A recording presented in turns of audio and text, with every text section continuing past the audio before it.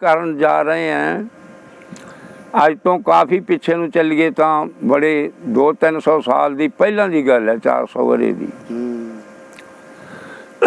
ਇੱਕ ਕੋਈ ਮੀਆਂ ਬੀਬੀ ਸੀਗੇ, ਉਹਨਾਂ ਦੇ ਘਰ ਇੱਕ ਬੇਟੀ ਸੀ ਤੇ ਬੇਟੀ ਬੜੀ ਸਿਆਣੀ, ਬੜੀ ਸੂਝਵਾਨ, ਮਾਂ ਪਿਓ ਦੇ ਆਗਿਆ ਵਿੱਚ ਰਹਿ ਕੇ ਕੰਮ ਕਰਨ ਵਾਲੀ, ਸਾਰਾ ਦਿਨ ਕਾਲੇ ਬਲਦ ਵਾਂਗੂ ਕੰਮ ਕਰਦੀ, ਕਮਾਈ ਕਰਦੀ।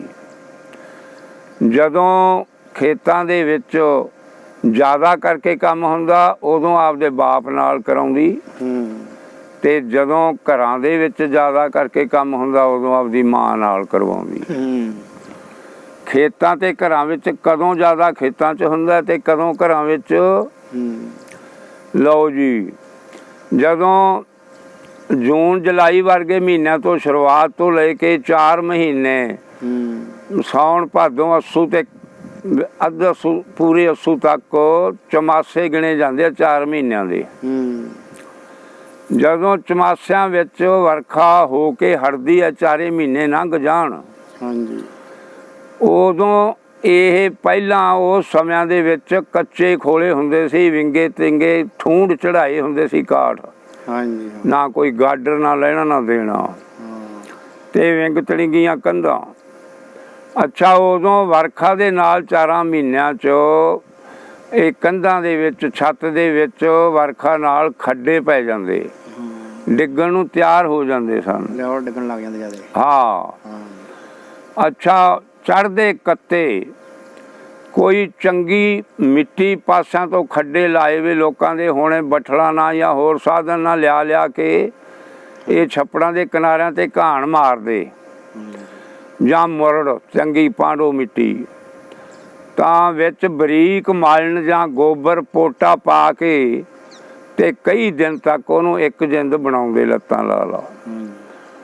ਤਾਂ ਫੇਰ ਜਦੋਂ ਇੱਕ ਜਿੰਦ ਹੋ ਜਾਂਦੀ ਤੇ ਸਾਰੇ ਦਾ ਸਾਰਾ ਟੱਬਰ ਲੱਗ ਕੇ ਉਹਨਾਂ ਕੱਚਿਆਂ ਖੋਲਿਆਂ ਦੀ ਦੁਬਾਰਾ ਮੁਰੰਮਤ ਕਰਦੇ, ਮਿੱਟੀ ਨਾਲ ਲਿੰਮੇ ਪੋਚੇ ਜਾਂਦੇ, ਚੁੱਲ੍ਹੇ ਚੌਂਤਰੇ ਆਦਿ ਸਾਰਾ ਦੁਬਾਰਾ ਲਿਪਿਆ ਜਾਂਦਾ। ਇਸ ਕਰਕੇ ਇਹਨਾਂ ਮਹੀਨਿਆਂ 'ਚ ਜ਼ਿਆਦਾ ਕੰਮ ਹੁੰਦਾ ਸੀ ਘਰਾਂ ਵਿੱਚ। ਅੱਛਾ, ਜੋ ਇਦੋਂ ਬਾਅਦ ਖੇਤਾਂ ਵਿੱਚ ਕਦੋਂ ਜ਼ਿਆਦਾ ਕੰਮ ਹੁੰਦਾ ਸੀ?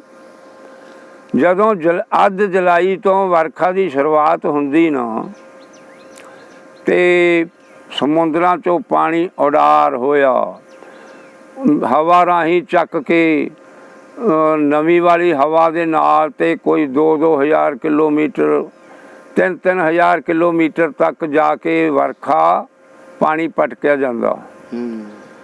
ਜਿੰਨੀ ਬਨਸਪਤੀ ਹੈ ਸਾਰੀ ਬਨਸਪਤੀ ਨੂੰ ਪਾਣੀ ਦਿੰਦਾ ਭਗਵਾਨ, ਤੇ ਜਿੰਨੀ ਜ਼ਮੀਨ ਹੈ ਪਿਰਥਵੀ ਹੈ ਸਾਰੀ ਨੂੰ ਬੀਜ ਦਵਾਉਂਦਾ। ਕਿਉਂ? ਸਲਾਬੀ ਵਿੱਚ ਬੀਜ ਉਗਰਦਾ, ਸੁੱਕੀ ਵਿੱਚ ਨਹੀਂ ਉਗਰਦਾ। ਤੇ ਭਾਗ ਸੁਭਾਗ ਕਿਤੇ 15 ਉਂਗਲਾਂ, ਕਿਤੇ 20, ਜਾਣੇ 100-100 ਉਂਗਲਾਂ ਤਾਈਂ ਵਰਖਾ ਹੋ ਜਾਂਦੀ। ਤਾਂ ਜਦੋਂ ਫਿਰ ਹਲੋਤੀਏ ਚਾਲੂ ਹੁੰਦੇ, ਬੀ ਲੈਣਾ ਦੇਣਾ ਚਾਲੂ ਕਰਦੇ, ਤੇ ਸੋ ਪਹਿਲਾਂ ਵਾਲੇ 12 ਮਹੀਨਿਆਂ ਤੋਂ ਲਾ ਕੇ ਉਹ ਜ਼ਮੀਨ ਜਿਵੇਂ ਪਈ ਸੀ ਉਸੇ ਤਰ੍ਹਾਂ ਪਈ ਰਹਿੰਦੀ। ਕਿਉਂ? ਬਰਾਨੀ ਜ਼ਮੀਨ ਹੁੰਦੀ, ਨਿਰਭਰ ਬਰਸਾਤਾਂ ਤੇ ਦਾਣੇ ਹੁੰਦੇ ਸਨ। ਬਰਸਾਤ ਹੁੰਦੀ ਤਾਂ ਦਾਣੇ ਹੋ ਜਾਂਦੇ, ਨਹੀਂ ਤਾਂ ਉਸੇ ਤਰ੍ਹਾਂ ਪਈ ਰਹਿੰਦੀ। ਉਦੋਂ ਕੀ ਧਾਨ ਹੁੰਦੇ ਸੀ? 4 ਧਾਨ 7 ਧਾਨ ਹੁੰਦੇ ਸਨ। ਜਵਾਰ, ਬਾਜਰਾ, ਗੁਆਰਾ, ਤਿਲ, ਮੋਠ, ਮੂੰਗੀ, ਅਰਹਰ, ਔਰ ਨਾਲ ਮਤੀਰੇ, ਖੱਖੜੀਆਂ, ਰਾੜੇ ਚੁੱਬੜ ਔਰ ਟਿੰਡੋ, ਇਹ ਵੇਲਾਂ ਬੋਈਆਂ ਜਾਂਦੀਆਂ ਸਨ। ਤਾਂ ਪਹਿਲਾਂ ਵਾਲੇ 12 ਮਹੀਨਿਆਂ ਤੋਂ ਲਾ ਕੇ ਜ਼ਮੀਨ ਵਿਗੜ ਜਾਂਦੀ, ਜ਼ਮੀਨ ਦੇ ਵਿੱਚ ਬਹੁਤ ਸੂੜ ਚੜ੍ਹ ਜਾਂਦਾ, ਜਾਣੀ ਬੇਸੁਧਰੀ ਹੋ ਜਾਂਦੀ। ਅੱਕ, ਬੂਈ, ਸਣੀਆਂ, ਝਾੜ, ਬੋਝਾ ਬਹੁਤ ਵੱਧ ਜਾਂਦੇ। ਤਾਂ ਇਹਨਾਂ ਰੁੱਤਾਂ ਦੇ ਵਿੱਚ ਆ ਕੇ ਪਹਿਲਾਂ ਜ਼ਮੀਨ 'ਚੋਂ ਸੂੜ ਕੱਟਿਆ ਜਾਂਦਾ, ਚੰਗੀ ਤਰ੍ਹਾਂ ਨਾਲ ਜ਼ਮੀਨ ਬੋਈ ਜਾਵੇ। ਤਾਂ ਸੂੜ ਕੱਟੇ ਦੇ ਜਦੋਂ ਬਾਪ ਬੇਟੀ ਦੋਨੋਂ ਖੇਤ ਜਾਂਦੇ ਤਾਂ ਉਸ ਦਾ ਬਾਪ ਕੱਟਿਆ ਕਰਦਾ ਤੇ ਉਹ ਬੇਟੀ ਉਸ ਦੀਆਂ ਸੱਥਰੀਆਂ ਨੂੰ ਖੇਈਆਂ ਨੂੰ ਧੂ ਧੂ ਕੇ ਇੱਕ ਥਾਂ ਢੇਰੀਆਂ ਮਾਰਦੀ ਆਉਂਦੀ। ਅੱਛਾ, ਜਦੋਂ ਸੂੜ ਨੂੰ ਸਾਫ਼ ਹੋ ਜਾਂਦਾ ਖੇਤ, ਫੇਰ ਬੀਜ ਦੇਣਾ ਕਰਦੇ। ਤਾਂ ਉਦੋਂ ਇੱਕ ਸਮੱਸਿਆ ਹੋਰ ਸੀ, ਜੋ ਪੰਛੀ ਪਖੇਰੂ ਹਨ ਉਹ 12 ਮਹੀਨੇ ਉਹਨਾਂ ਨੂੰ ਖੇਤਾਂ ਵਿੱਚੋਂ ਪੋਖਣਾ ਲੈਣ ਵਾਸਤੇ ਦਾਣੇ ਮਿਲਣੋਂ ਹਟ ਜਾਂਦੇ ਸਿਆਲਾਂ 'ਚ। ਤਾਂ ਜਿਹੜਾ ਨਵਾਂ ਬੀਜ ਬੋਇਆ ਹੁੰਦਾ ਜੂਨ ਜੁਲਾਈ ਵਿੱਚ, ਜਦੋਂ ਉਹ ਉੱਗਦਾ, ਅੰਗੂਰੀ ਉੱਗਦੀ, ਤਾਂ ਭੁੱਖ ਦੇ ਪੀੜਤ ਹੋਏ ਜਾਨਵਰ ਉਹ ਅੰਗੂਰੀ ਨੂੰ ਪੁੱਟ ਕੇ ਸਿੱਟਣ ਲੱਗ ਪੈਂਦੇ। ਕੁਝ ਖਾ ਜਾਂਦੇ, ਕੋਈ ਪੱਟ ਕੇ ਸਿੱਟ ਦਿੰਦੇ, ਤੇ ਕੋਈ ਦਾਣਾ ਵੀ ਥੱਲਿਓਂ ਦੁਫਾੜ ਜਾ ਮਿਲ ਜਾਂਦਾ ਉਹ ਖਾ ਜਾਂਦੇ। ਤਾਂ 15-20 ਦਿਨਾਂ ਦੀ ਰਾਖੀ ਸ਼ੁਰੂਆਤ ਵਿੱਚ ਹੀ ਬਣ ਜਾਂਦੀ। ਉਹਦਾ ਬਾਪ ਤਾਂ ਬੀਜ ਬੋਇਆ ਕਰਦਾ, ਔਰ ਉਹ ਫਿਰ ਜਦੋਂ ਅੰਗੂਰੀ ਉੱਗਰਦੀ ਤੇ ਉਹ ਰਖਵਾਲੀ ਕਰਿਆ ਕਰਦੀ। ਲਓ ਜੀ, ਐਂ ਕਰਦੇ ਕਰਦੇ 2 ਉਂਗਲਾਂ 4 ਉਂਗਲਾਂ ਗਿੱਟੇ ਗੋਡੇ ਇਸ ਤਰ੍ਹਾਂ ਕਰਦੀ ਕਰਦੀ ਸਾਉਣੀ, ਬਰਸਾਤਾਂ ਹੋਈ ਜਾਂਦੀਆਂ, ਸਾਉਣੀ ਤਾਹਾਂ ਨੂੰ ਆਉਂਦੀ। ਐਂ ਕਰਦੀ ਕਰਦੀ ਖੇਤ ਦੇ ਵਿੱਚ ਲਦੀਣ, ਜਿਸ ਨੂੰ ਨਨਾਣ ਵੀ ਕਹਿ ਦਿੰਦੇ ਹੈ, ਇਸ ਨੂੰ ਖੇਤ ਵਿੱਚ ਨਨਾਣ ਹੋ ਗਈ, ਆਪਣੇ ਕਹਿ ਦਿੰਦੇ ਲਦੀਣ ਹੋ ਗਿਆ। ਤਾਂ ਉਹ ਜ਼ਿਆਦਾ ਜਦੋਂ ਹੋ ਜਾਂਦਾ, ਉਹ ਬੇਟੀ ਦੇ ਹੱਥ ਵਿੱਚ ਜਾਂ ਕਸੌਲੀ ਜਾਂ ਕਸੀਆ ਹੁੰਦਾ, ਤੇ ਸਵੇਰ ਤੋਂ ਜਾਂਦੀ, ਨਾਲੇ ਤਾਂ ਪਸ਼ੂਆਂ ਵਾਸਤੇ ਕੁਝ ਨਾ ਕੁਝ ਹਰਾ ਚਾਰਾ ਸ਼ਾਮ ਤੱਕ ਬਣਾ ਲੈਂਦੀ, ਤੇ ਨਾਲੇ ਭਖੜਾ ਭੁਰਟ ਲੇਹਾ ਆਦਿ ਚੀਜ਼ਾਂ, ਕੰਡਿਆਲੀ ਚੀਜ਼ ਸਾਰੀ ਗਡਾਈ ਜੁਟਾਈ ਕਰਦੀ। ਉਸ ਦਾ ਬਾਪ ਸ਼ਾਮਾਂ ਨੂੰ ਜਾਂਦਾ ਤਾਂ ਉਹ ਬੇਟੀ ਨੂੰ ਨਾਲੇ ਹਰਾ ਤੇ ਦੋਨੋਂ ਉੱਠ ਡਗਰੇ ਤੇ ਚੜ੍ਹ ਕੇ ਘਰ ਆ ਜਾਂਦੇ। ਇਸ ਤਰ੍ਹਾਂ ਕਰਦੇ ਕਰਦੇ ਖੇਤਾਂ ਦੇ ਵਿੱਚੋਂ ਹੌਲੀ ਹੌਲੀ ਦਾਲ ਤਿਆਉਣ ਕਰਨ ਵਾਸਤੇ ਕਈ ਕੁਛ ਮਿਲਣ ਲੱਗ ਪੈਂਦੇ। ਜੋ ਮਤੀਰਿਆਂ ਦੀਆਂ ਵੇਲਾਂ ਹੁੰਦੀਆਂ 2-2 ਮੀਟਰ ਦੀਆਂ ਲਗਰਾਂ ਤੇ ਲੋਈਏ ਕੱਚੇ 100-100 200 ਗ੍ਰਾਮ ਦੇ ਜੋ ਲੋਈਏ ਲੱਗਦੇ ਮਤੀਰੇ, ਉਹ ਵੀ ਸਬਜ਼ੀ ਬਣਾਉਣ ਵਿੱਚ ਤਿਆਉਣ ਕਰਨ ਵਾਸਤੇ ਜਾਣੀ ਐਸੀ ਟੌਪ ਦੀ ਸਬਜ਼ੀ ਬਣਦੀ ਬਰਾਨੀ ਥਾਂ ਦੇ ਮਤੀਰਿਆਂ ਦੀ, ਉਹ ਕੰਮ ਵਿੱਚ ਲੈਂਦੇ। ਫਿਰ ਹੌਲੀ ਹੌਲੀ ਜੜੀ ਟਿੰਡੋ ਥਿਆਉਣ ਲੱਗ ਜਾਂਦੀਆਂ, ਜਿਹੜੀਆਂ ਕੁਰੋਂ ਦੀਆਂ ਲੱਗੀਆਂ ਹੁੰਦੀਆਂ, ਇਹਨਾਂ ਦੀ ਸਬਜ਼ੀ ਹੌਲੀ ਹੌਲੀ ਬਹੁਤ ਕੁਛ ਮਿਲਣ ਲੱਗ ਪੈਂਦਾ। ਰਾੜੇ ਚਿੱਬੜ, ਖੱਖੜੀਆਂ ਅੰਦਰ ਪੱਕ, ਹੋਰ ਸਾਰਾ ਕੁਛ। ਲਓ ਜੀ, ਅੱਧ ਦਸੂ ਹੋ ਗਿਆ। ਅੱਧ ਦਸੂ ਦੇ ਵਿੱਚ ਅੱਧ ਪੱਕ ਖੇਤੀ ਹੋ ਜਾਂਦੀ ਹੈ। ਕੁੱਲ ਚੀਜ਼ ਮਿੰਜਰ ਬੂਰ ਆਦਿ ਚੀਜ਼ਾਂ ਲਿਆ ਕੇ ਤੇ ਦਾਣੇ ਕੁਝ ਪੱਕੇ ਹੋ ਜਾਂਦੇ ਨੇ, ਕੁਝ ਕੱਚੇ ਹੁੰਦੇ ਆ। ਤਾਂ ਇੱਕ ਦਿਨ ਅਚਾਨਕ ਉਹ ਬੇਟੀ ਦੀ ਮਾਂ ਨੇ ਉਸਦੇ ਬਾਪ ਕੋਲ ਗੱਲ ਕਰੀ, ਵੇਖੋ ਜੀ ਆਪਣੀ ਬੇਟੀ ਦੀ ਹੁਣ ਯੁਵਾ ਅਵਸਥਾ ਹੋ ਗਈ ਹੈ, ਇਹ ਆਪਣੇ ਘਰ ਜਾਣ ਵਾਲੀ ਹੋ ਗਈ ਹੈ, ਇਹਦੇ ਨਾਲੋਂ ਚੰਗਾ ਕੋਈ ਚੰਗੀ ਗੁਆੜੀ, ਚੰਗਾ ਜਗ੍ਹਾ ਦੇਖ ਕੇ, ਚੰਗਾ ਕਮਾਊ ਮੁੰਡਾ ਦੇਖ ਕੇ ਤਾਂ ਇਸ ਨੂੰ ਜੀਵਨ ਸਾਥੀ ਬਣਾ ਦੇਣਾ ਚਾਹੀਦਾ ਹੈ, ਜਾਣੀ ਵਰ ਟੋਲ ਦੇਣਾ ਚਾਹੀਦਾ ਹੈ। ਤਾਂ ਹੁਣ ਜਵਾਨ ਹੋ ਗਈ ਹੈ ਇਹ। ਉਸ ਦੇ ਬਾਪ ਨੇ ਤਾਂ ਬਾਹਲੇ ਦਿਨ ਪਾਏ ਹੀ ਨਾ, ਅਗਲੇ ਦਿਨ ਹੀ ਆਪਣੇ ਕੁੜਮੇ ਵਾਲਿਆਂ ਤੋਂ, ਗੁਆਂਢੀਆਂ ਤੋਂ, ਆਪਣੇ ਭਰਾਪੇ ਵਾਲਿਆਂ ਤੋਂ 1-2 ਦਿਨ ਗੱਲਾਂ ਤੋਰੀਆਂ ਵੀ ਮੈਂ ਰਿਸ਼ਤਾ ਕਰਨਾ ਕੁੜੀ ਦਾ, ਕੋਈ ਥਾਂ ਦੱਸੋ।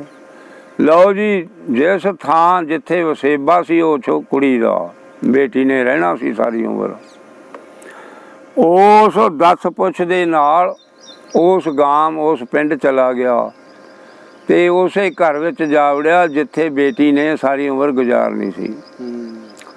ਅੱਗੋਂ ਉਹਨਾਂ ਨੇ ਚੰਗਾ ਆਹੋ ਭਈਆ ਕੀਤਾ, ਰੋਟੀ ਪਾਣੀ ਖਵਾਇਆ, ਸਭ ਕੁਛ ਕੀਤਾ, ਤੇ ਬਾਅਦ 'ਚ ਪੁੱਛਿਆ ਸਮਾਚਾਰ ਕਿ ਚੌਧਰੀ ਸਾਹਿਬ आओ सरदार जी, कोई काम आए हो?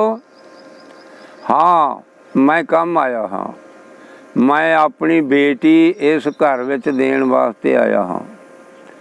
कोई गल नहीं चौधरी साहब, सगा कोई गल नहीं। जे तू बेटी देण वास्ते आया है, ये असी बेटी लै लेंदे हाँ। ये तां अपनियां किसे दे ते किसे दियां अपने, अपना इसे तरह ही काम चलदा है, कोई गल नहीं। आ मेरे 3 मुंडे है ते गां पोते ने, किसे दे 2 है, किसे दे 3 है, इस तरह आ फिरदे ने।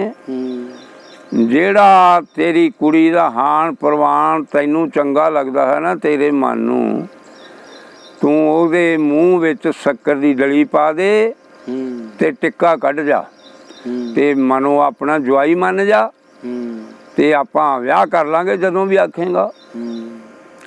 लो जी ओहदे कहण ते उसने शक्कर दी डली, एक चंगा जिहड़ा ओहदे मन नूं मोहंदा सी, कुड़ी वर्गा सोहना मुंडा, उसनूं जवाई मन लिया ते टिक्का कढ़ता। लो जी हुण ओह पिंड नूं आउंदा ते कहण लग्या, लो चौधरी जी, लो सरदार जी, 8 दिनां नूं बरात लैके मेरे घर आ जाना। मैनू बंदे दस दिओ किन्ने काओगे, मैं प्रबंध करदा हाँ जाके। ते आपां जिहड़ा काम हो जे ओहदे नाल दी रीस नहीं है, तां जरूरी गल है ये, जो मैं कहंदा हाँ वो बहुत ठीक है। लो जी विआह 8 दिनां ते विआह रख के ते अपने घर आ गया। आके विआह दी समग्री लाग के इकट्ठी करन, कितों कुछ लिया कितों कुछ लिया। उदों ज़्यादा खर्चा सोने ते देसी घ्यो ते हुंदा सी। उन्हां समयां दे विच कोई रेड़िया कोई कुछ नहीं, ढोल हुंदा सी। ढोल वजदा 4-4 दिन बरात रहिंदी ते 2 ही टाइमी ऐसा जानी सीरा बनाउंदे प्रसाद, 2-2 3-3 मन घ्यो लग जांदा सी देसी। ये चीज़ ते सोने ते खर्चा वध हुंदा। लो जी ओहदे कल्ली बेटी सी, चंगा शौक नाल विआह करिया उहने, चंगे गहने पाए बेटी नूं, चंगे जवाई नूं पाए ते चंगा सेवा कीती बरात दी। समय अनुसार जो फेरे जां आनंद जां लावां जां निकाह कुछ भी उदों हुंदा सी, तो समय अनुसार वो हो गया ते विआह हो गया। वो बेटी 8 दिनां वास्ते सहुरे घर चली गई। लो जी 8 दिनां तो ओहदा बाप गया ते बेटी नूं 8 दिनां दे वादे ते अपने पीर घर वापस पेके, यानी पीर घर आ गई कुड़ी। तां आई तां अपनियां सहेलियां नूं ते ताइयां नूं, चाचियां नूं, ताए चाचियां नूं, दादे दादियां नूं आद अस्सी खेडी ते मिली। शामां नूं भोजन पानी करके जदों पैण लगे, जो टब्बर सारे दे विच गल्लां प्रचलित होण, ਉਹ ਗੱਲਾਂ ਤੋਰੀਆਂ माँ प्यो ने। उसनूं कहण लगे, बेटी तेरी सस दा सुभाਅ किसा क है, तेरी सस दा सुभाਅ चंगा है? हाँ बहुत वधिया है, बेटी बेटी करदी है मैनू। हाँ हाँ बेटी हाँ, इस तरह ही रहीदा हुंदा है। ते तेरे ननाना का है बेटी? इस तरह दीयां गल्लां करदे करदे हुण बेटी बोलदी है, ਉਹ ਆਦੀ ਬਾਪੂ ਕਿੰਨੇ ਦਿਨ ਹੋ ਗਏ ਤੇ ਆਪਣਾ ਖੇਤ ਤਾਂ ਆਪਾਂ ਸੰਭਾਲਿਆ ਹੀ ਨਹੀਂ। ਆਪਣਾ ਖੇਤ ਤਾਂ ਸਾਰੇ ਹੀ ਪੰਛੀ ਫਕੇਰੂ ਜਾਨਵਰ ਆਦਿ ਖਾ ਗਏ ਹੋਣਗੇ, ਫਿਰ ਤੁਸੀਂ ਕੀ ਖਾਓਗੇ? ਬੇਟੀ ਪਹਿਲਾਂ ਤਾਂ 8 ਦਿਨ ਤਾਂ ਤੇਰੇ ਵਿਆਹ 'ਚ ਇੱਧਰ ਉੱਧਰ ਰਹਿ ਗਏ, ਫਿਰ 8 ਦਿਨ ਤੂੰ ਉੱਥੇ ਰਹੀ, ਤਾਂ ਹੁਣ 15 ਦਿਨਾਂ ਤੋਂ ਇਹ ਕੰਮ ਮੈਂ ਤੈਨੂੰ ਲੈ ਕੇ ਆਇਆ ਹਾਂ ਤੇ ਹੁਣ ਜਾਂਦਿਆਂ ਕੋਈ ਖੇਤ ਦੀ ਸੰਭਾਲ ਕਰਾਂਗੇ। ਬੇਟੀ ਆਪਣੇ ਕੌਣ ਹੈ, ਕੌਣ ਜਾਵੇ ਜਾਂਦਾ ਖੇਤ? ਉਹ ਕਹਿਣ ਲੱਗੀ, ਬਾਪੂ ਮੈਂ 8 ਦਿਨ ਹੁਣ ਤੁਹਾਡੇ ਕੋਲੇ ਹੈ ਨਾ? ਹਾਂ, ਤਾਂ 8 ਦਿਨ ਹੁਣ ਮੈਂ ਖੇਤ ਦੀ ਸੰਭਾਲ ਕਰਾਂਗੀ ਬਾਪੂ। ਉਹ ਕਹਿਣ ਲੱਗਾ, ਚੰਗਾ ਬੇਟੀ ਚੰਗਾ। ਲਓ ਜੀ ਅਗਲਾ ਦਿਨ ਜਦੋਂ ਸਵਸਤਾ ਹੋਇਆ, ਸਵਸਤੇ ਹੀ ਉੱਠੇ ਤਾਂ ਆਪਦੀ ਮਾਂ ਨਾਲ ਹੱਥ ਵਟਾਇਆ, ਮਾੜਾ ਮੋਟਾ ਜੋ ਕੰਮ ਸੀ ਕਰੇ ਕੋਈ। ਤਾਂ ਉਹ ਕਰਾ ਕੇ ਬੇਟੀ ਨੇ ਆਟਾ ਮੋਸਿਆ ਤੇ ਗੁੱਲੀਆਂ ਸੇਕੀਆਂ।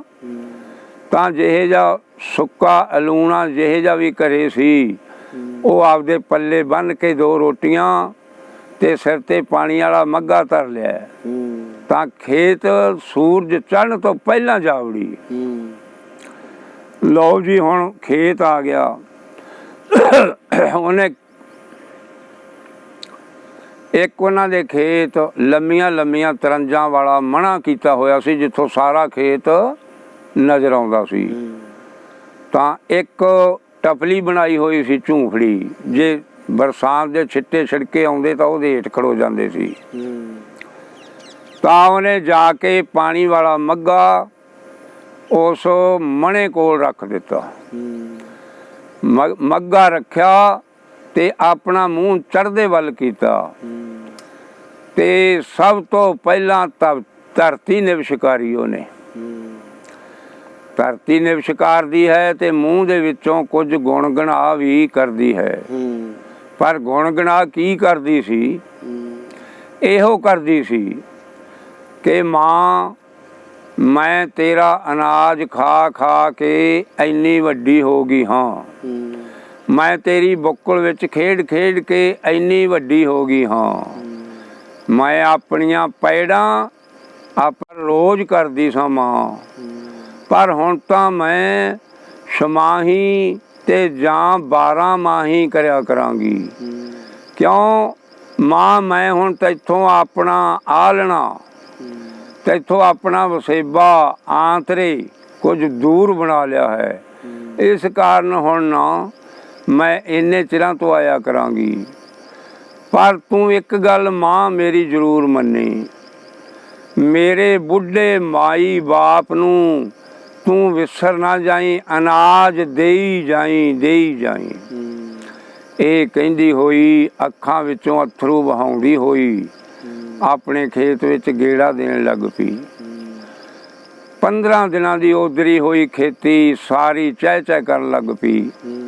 ਜਿਨ੍ਹਾਂ ਨੇ ਰੰਗ ਨਹੀਂ ਬਣਾਇਆ ਸੀ, ਖੱਖੜੀਆਂ ਰਾੜੇ ਚੁੱਬੜਾਂ ਨੇ ਆਦ, ਉਸ ਨੂੰ ਦੇਖ ਕੇ ਰੰਗ ਬਣਾਉਣ ਲੱਗ ਪਏ।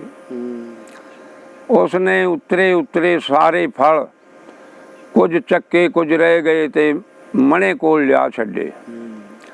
ਉਧਰੋਂ ਅਜਾਲਾ ਹੋ ਗਿਆ, ਸੂਰਜ ਨਿਕਲਿਆ ਤੁਰਿਆ ਆਉਂਦਾ।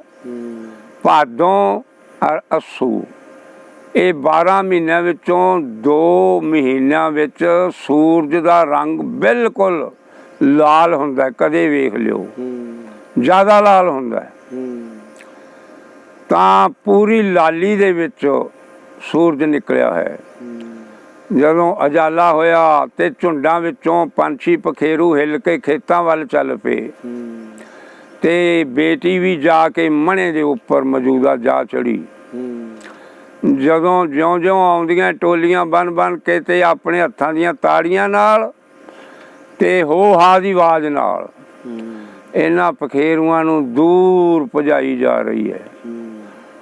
ਲਓ ਜੀ, ਇਸ ਬੇਟੀ ਦੇ ਲਾਲ ਪੋਸ਼ਾਕ ਪਹਿਨੀ ਹੋਈ ਹੈ ਤੇ ਲਾਲ ਹੀ ਦੁਸ਼ਾਲਾ ਸਿਰ ਤੇ ਲਿਆ ਹੋਇਆ ਹੈ। ਇੱਕ ਜੂਆ ਵਸਤਾ ਦੀ ਲਾਲੀ ਤੇ ਦੂਜਾ ਨਿਕਲਦੇ ਸੂਰਜ ਦੀ ਲਾਲੀ, ਲਾਲ ਹੀ ਲਾਲ ਦਿਸ ਰਿਹਾ ਹੈ। ਪੈਰਾਂ ਤੋਂ ਲੈ ਕੇ ਚੋਟੀ ਤੱਕ ਮੋਟੇ ਮੋਟੇ ਗਹਿਣਿਆਂ ਨਾਲ ਭਰੀ ਹੋਈ ਤੇ ਜਾਨਵਰ ਪੰਛੀਆਂ ਨੂੰ ਉਡਾਈ ਜਾ ਰਹੀ ਹੈ।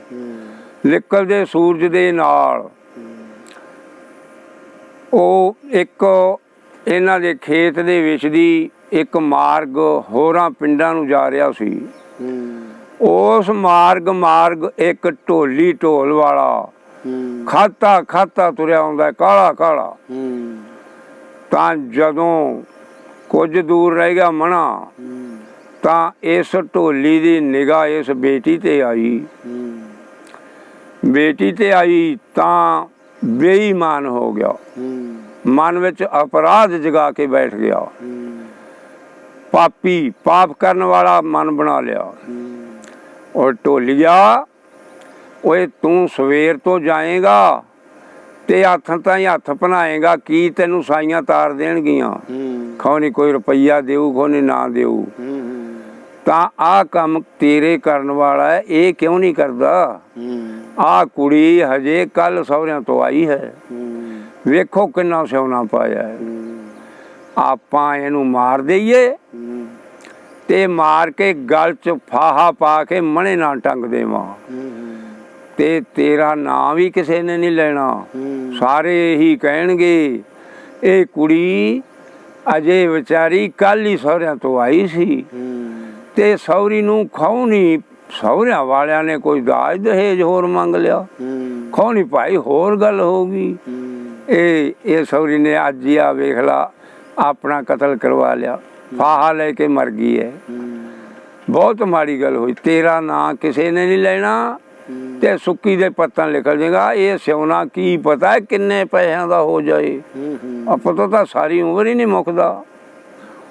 ਲਓ ਜੀ, ਇਹ ਅਪਰਾਧ ਰੱਖਦਾ ਹੋਇਆ ਮਣੇ ਵੱਲ ਸਿੱਧਾ ਹੋ ਗਿਆ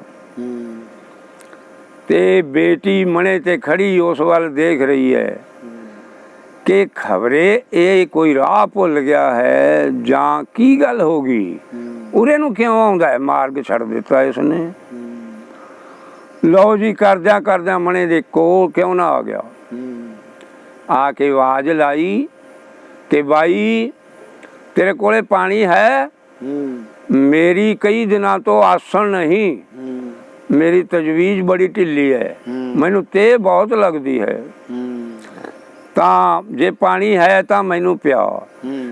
ਉਹ ਕਹਿਣ ਲੱਗੀ ਹਾਂ ਵੀਰਾ ਕੋਈ ਗੱਲ ਨਹੀਂ, ਪਾਣੀ ਹੈ, ਆਓ ਪਿਆ ਪਾਣੀ। ਉੱਪਰ ਹੈ ਇੱਕ ਉਹਦੇ ਠਾਮ, ਉਸ ਠਾਮ ਨਾਲ ਪਾਣੀ ਪੀ ਲਾ ਤੇ ਠਾਮ ਨੂੰ ਸਾਫ਼ ਕਰਕੇ ਮਾਂਜ ਕੇ ਉੱਤੇ ਦੇ ਕੇ ਉਵੇਂ ਢੱਕ ਜਾ।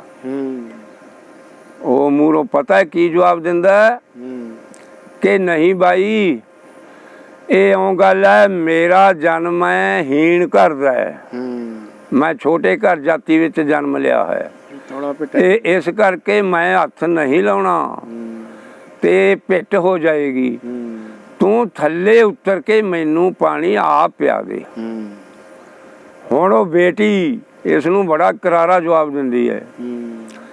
ਉਹ ਕਹਿੰਦੀ ਢੋਲੀਆ ਢੋਲੀਆ ਇੱਧਰ ਕੰਨ ਕਰਕੇ ਸੁਣ ਲੈ ਗੱਲ, ਜਿਹੜਾ ਕੋਈ ਹੋ 4 ਕਿੱਲਿਆਂ ਤੋਂ ਤੈਨੂੰ ਆਉਂਦੇ ਨੂੰ ਜਿਹੜਾ ਗੱਲ ਦੱਸ ਗਿਆ ਨਾ ਆਉਂਦੇ ਆਉਂਦੇ ਨੂੰ, ਤੇ ਮੈਨੂੰ ਮਣੇ ਤੇ ਖੜੇ ਨੂੰ ਵੀ ਉਹੀ ਦੱਸ ਗਿਆ। ਜੇ ਤੂੰ ਪੀਣਾ ਪਾਣੀ, ਆ ਰਿਹਾ ਪਾਣੀ, ਪਾਣੀ ਪੀ ਲਾ ਤੇ ਹੋ ਰਹੀ ਤੇਰੀ ਡੰਡੀ, ਡੰਡੀ ਲੱਗ ਜਾ। ਜੇ ਤੂੰ ਆਖੇ ਥੱਲੇ ਉਤਰ ਕੇ ਪਾਣੀ ਪਿਆ ਦੇ, ਮੈਂ ਥੱਲੇ ਨਹੀਂ ਆਵਾਂਗੀ। ਇਹ ਮੇਰੀ ਗੱਲ ਤੈਨੂੰ ਕਹੀ ਕਿ ਲੱਗੀ? ਲਓ ਜੀ, ਇਹ ਸੁਣ ਕੇ ਗੱਲ ਢੋਲ ਗਲ ਚੋਂ ਲਾਹਿਆ ਤੇ ਢੋਲ ਵਾਲਾ ਰੱਸਾ ਖੋਲਣ ਲੱਗ ਪਿਆ ਫਾਹੀ ਬਣਾਉਣ ਵਾਸਤੇ। ਉਸਨੇ ਰੱਸਾ ਖੋਲਿਆ, ਰੱਸਾ ਖੋਲਿਆ ਤੇ ਇੱਕ ਲੜ ਤੇ ਉਸਨੇ ਫਾਂਸੀ ਵਾਲਾ ਗਲਾਵਾਂ ਬਣਾ ਲਿਆ। ਦੂਜਾ ਲੜ ਮਣੇ ਦੇ ਵੱਲ ਜਾ ਕੇ ਤੇ ਮਣੇ ਤੇ ਬੰਨਣ ਵਾਸਤੇ ਕੋਸ਼ਿਸ਼ ਕਰਦਾ, ਪ੍ਰਯਾਸ ਕਰਦਾ, ਪਰ ਹੱਥ ਪਹੁੰਚ ਨਹੀਂ ਕਰਦੇ, ਮਣਾ ਉੱਚਾ ਹੈ। ਹੁਣ ਉਸਨੇ ਪੈਰਾਂ ਹੇਠ ਕੁਝ ਰੱਖਣ ਵਾਸਤੇ ਤਕਾਇਆ, ਕੁਝ ਨਾ ਦਿਸਿਆ, ਪਰ ਢੋਲ ਤਾਂ ਹੈਗਾ ਹੀ ਹੈ ਨਾ। ਫਿਰ ਢੋਲ ਪੈਰਾਂ ਹੇਠ ਰੱਖ ਲਿਆ ਉਸਨੇ, ਢੋਲ ਤੇ ਚੜ ਕੇ ਤੇ ਹੁਣ ਉਹ ਰੱਸਾ ਬੰਨ੍ਹਦਾ ਹੈ ਫਾਹੇ ਵਾਲਾ। ਲਓ ਜੀ, ਰੱਸਾ ਬੜਾ ਮਜ਼ਬੂਤ ਕਰਕੇ ਬੰਨ੍ਹਤਾ। ਫਾਂਸੀ ਵਾਲੇ ਮੁਕੰਮਲ ਕੰਮ ਸਾਰੇ ਤਿਆਰ ਹੋ ਗਏ। ਹੁਣ ਇਹ ਇਕੱਲੀ ਮਾਰਨ ਵਾਲੀ ਰਹੇਗੀ ਤੇ ਮਾਰ ਕੇ ਉਚਾ ਕੇ ਉਸਦਾ ਗਲ ਇਸ ਗਲਮੇ ਵਿੱਚ ਫਸਾਉਣ ਵਾਲਾ ਰਹਿ ਗਿਆ। ਹੁਣ ਥੱਲੇ ਉਤਰਦਾ ਢੋਲ ਤੋਂ, ਥੱਲੇ ਉਤਰਦੇ ਦੇ ਇੱਕ ਦੁਬਿਧਿਆ ਔਰ ਗਾਣੀ ਮਾਣੀ ਸੰਕਲਪ ਮਨ ਚ ਹੋਰ ਖੜਾ ਹੋ ਗਿਆ। ਉਹ ਕੀ ਹੋ ਗਿਆ? ਉਸਨੇ ਸੋਚਿਆ ਉਹ ਮੈਂ ਮਾਰ ਤਾਂ ਦੇਵਾਂਗਾ ਤੇ ਸਭ ਕੁਝ ਕਰ ਦਿਆਂਗਾ, ਪਹੁੰਚਾ ਕੇ ਇਸ ਦਾ ਗਲਾ ਵੀ ਮੈਂ ਗਲਮੇ ਵਿੱਚ ਫਸਾ ਦਿਆਂਗਾ, ਲੇਕਿਨ ਜੇ ਕਿਤੇ ਰੱਸਾ ਲੰਮਾ ਬਣ ਗਿਆ ਹੋਇਆ ਤੇ ਇਸ ਦੇ ਪੈਰ ਧਰਤੀ ਤੇ ਲੱਗਦੇ ਰਹਿ ਗਏ, ਪਰ ਕਿਸੇ ਨੇ ਇਹ ਨਹੀਂ ਕਹਿਣਾ ਵੀ ਫਾਂਸੀ ਆਪ ਲਈ ਹੈ। ਇਹ ਤਾਂ ਦੱਖ ਸਾਫ਼ ਦੇ ਰਹੀ ਹੈ ਗੱਲ। ਉਹ ਕਮਲਿਓ ਪੈਰ ਪੁੰਜੇ ਲੱਗੀ ਜਾਂਦੇ, ਫਾਂਸੀ ਆਪ ਲਈ ਹੈ। ਇਹ ਤਾਂ ਕਿਸੇ ਨੇ ਮਾਰ ਕੇ ਟੰਗੀ ਹੈ। ਫੇਰ ਤੇਰੀ ਪੜਤਾਲ ਹੋ ਜਾਏਗੀ ਤੇ ਤੈਨੂੰ ਬਖਸ਼ਣਾ ਨਹੀਂ ਫਿਰ ਕਿਸੇ ਨੇ। ਇਹਦੇ ਨਾਲੋਂ ਚੰਗਾ ਆਪਾਂ ਪਹਿਲਾਂ ਹੀ ਮਿਹਨਤੀ ਲੈ ਲੈਂਦੇ ਹਾਂ। ਇਸ ਦਾ ਕੁੜੀ ਦਾ ਕੱਦ ਮੇਰੇ ਕੁ ਜਿੱਡਾ ਹੀ ਹੈ, ਕੋਈ ਥੋੜਾ ਬੜਾ ਫਰਕ ਹੋਊ 2-4 ਉਂਗਲਾਂ ਦਾ। ਤੇ ਮੈਂ ਇਹ ਗਲਮਾਂ ਆਪਣੇ ਗਲ ਵਿੱਚ ਪਾ ਲੈਂਦਾ ਹਾਂ ਤੇ ਮੈਂ ਖੁੱਚਾਂ ਵਿੱਚ ਵਲ ਪਾ ਕੇ ਥੱਲੇ ਨੂੰ ਹੋ ਕੇ ਦੇਖਦਾ ਹਾਂ ਭਲਾ ਇਹਦਾ ਤਣਾਅ ਕਿੱਥੇ ਜਿਹਾ ਤਣਿਆ ਜਾਊ ਰੱਸੇ ਦਾ। ਫਿਰ ਮੈਨੂੰ ਪਤਾ ਚੱਲ ਜਾਏਗਾ ਵੀ ਇਹਦੇ ਪੈਰ ਲੱਗਣਗੇ ਜਾਂ ਨਾ ਲੱਗਣਗੇ। ਹਾਂ, ਇਹੀ ਕੰਮ ਕਰਦੇ ਹਾਂ। ਲਓ ਜੀ, ਜੋ ਗਲਮਾ ਉਸ ਕੁੜੀ ਦੇ ਮਾਰਨ ਵਾਸਤੇ ਬਣਾਈ ਸੀ ਫਾਂਸੀ, ਉਹ ਹੁਣ ਸਾਡੇ ਆਪ ਦੇ ਗਲ ਵਿੱਚ ਪੈਣ ਲੱਗੀ ਹੈ। ਸਿਆਣੇ ਕਹਿੰਦੇ ਨੇ ਮੰਦੇ ਕਰਮੀ ਨਾਨਕਾ, ਜਦ ਕਦ ਮੰਦਾ ਹੋਏ ਬੁਰਾ ਬਗਾਨਾ ਤੱਕੀਏ, ਪਹਿਲਾਂ ਆਪਣਾ ਹੋਏ। ਹੁਣ ਜੋ ਉਹਦੇ ਮਾਰਨ ਨੂੰ ਬਣਾਇਆ ਸੀ ਇਹ ਇਸ ਢੋਲੀ ਦੇ ਗਲ ਵਿੱਚ ਪੈ ਗਿਆ ਹੈ ਤੇ ਹੁਣ ਲੱਗਿਆ ਥੱਲੇ ਨੂੰ, ਗੋਡਿਆਂ ਤੇ ਖੁੱਚਾਂ ਵਿੱਚ ਵਲ ਪਾ ਕੇ ਥੱਲੇ ਨੂੰ ਹੋਣ। ਜਦੋਂ ਥੱਲੇ ਜੇ ਨੂੰ ਹੋਇਆ ਤੇ ਜਿਹੜੀ ਆਪਣੇ ਭਾਰ ਦੀ ਤੁਲਨਾ ਅੱਡੀ ਔਰ ਪੱਗ ਤੇ ਇੱਕੋ ਜਿਹੀ ਸੀ ਖੜੇ ਦੀ, ਜਦੋਂ ਖੁੱਚਾਂ 'ਚ ਵਲ ਪਾਇਆ ਤੇ ਉਹ ਭਾਰ ਦੀ ਤੁਲਨਾ ਇੱਕ ਪਾਸੇ ਜ਼ਿਆਦਾ ਵੱਧ ਗਈ। ਪਤਾ ਨਹੀਂ ਪੱਬਾਂ ਵਾਲੇ ਪਾਸੇ ਜ਼ਿਆਦਾ ਹੋ ਗਈ ਜਾਂ ਅੱਡੀ ਵਾਲੇ। ਜਿਸ ਪਾਸੇ ਤੁਲਨਾ ਜ਼ਿਆਦਾ ਹੋ ਗਈ ਤੇ ਉਸੇ ਪਾਸੇ ਨੂੰ ਢੋਲ ਪੈਰਾਂ ਹੇਠੋਂ ਰਿੜ ਕੇ ਦੂਰ ਚਲਿਆ ਗਿਆ। ਹੁਣ ਕੋਈ ਉਪਾਅ ਨਹੀਂ, ਕੋਈ ਵੀ ਕਿਸੇ ਵਜ੍ਹਾ ਦਾ ਕੋਈ ਇਸ ਥਾਂ ਤੇ ਉਤਾਰਨ ਵਾਲਾ ਨਹੀਂ। ਹੁਣ ਲੱਤਾਂ ਮਾਰੀ ਜਾ ਰਿਹਾ ਹੈ ਤੇ ਕੰਠ ਮੋਸਿਆ ਗਿਆ, ਆਨੇ ਬਾਹਰ ਹੋ ਗਏ। ਉਹ ਬੇਟੀ ਤਾਹਾਂ ਖੜੀ ਇਸ ਨੂੰ ਦੇਖ ਵੀ ਰਹੀ ਹੈ ਤੇ ਦੋਨੋਂ ਹੱਥ ਜੋੜੇ ਨੇ। ਹੇ ਭਗਵਾਨ, ਹੇ ਮਹਾਰਾਜ, ਹੇ ਸੱਚੇ ਪਾਤਸ਼ਾਹ, ਮੈਂ ਤਾਂ ਕੋਈ ਪਾਪ ਵੀ ਨਹੀਂ ਕਰਿਆ। ਇਹ ਆ ਮੈਨੂੰ ਕਾਸ ਦਾ ਟਿੱਕਾ ਕਿੱਥੋਂ ਮਿਲਣ ਲੱਗਿਆ। ਹੇ ਭਗਵਾਨ, ਐ ਜਲਾਦ ਕੋਲੋਂ ਮੇਰੀ ਜਾਨ ਬਚਾ, ਇਹ ਔਲੀ ਨੂੰ ਟਾਲ ਭਗਵਾਨ। ਹੇ ਮਹਾਰਾਜ, ਹੇ ਮੇਰੇ ਸਾਂਵਰੀਆ। ਇਸ ਤਰ੍ਹਾਂ ਕਰਦਿਆਂ ਕਰਦਿਆਂ ਤੇ ਆਪਣਾ ਦਮ ਤੋੜ ਗਿਆ ਤੇ ਬੇਟੀ ਉੱਤਰ ਕੇ ਆਪਣੇ ਘਰ ਚਲੀ ਗਈ।